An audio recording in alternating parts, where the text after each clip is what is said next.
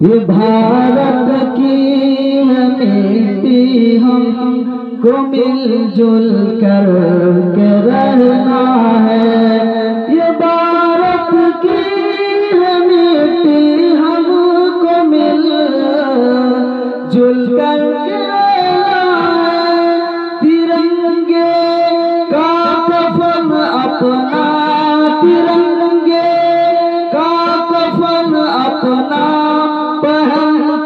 हमको मरना है।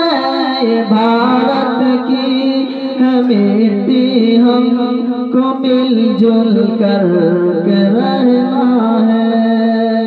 दोस्तों एक मतलब बतौर खास लगता है आपको समझ में नहीं आ रहा, इतनी बेहतरीन मिसाल आपको दिया और एक शेर बतौर खास समाज फरमाता।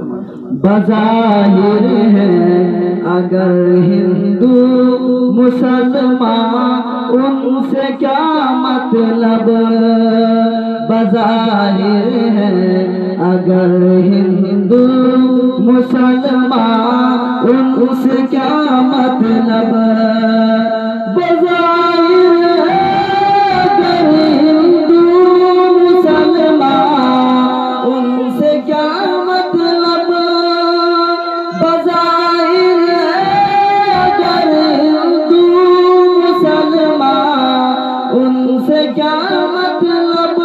हमें एक साथ जीना है, हमें एक साथ जीना है, हमें एक साथ मरना है। भारत की मिट्टी हमको मिलजुल कर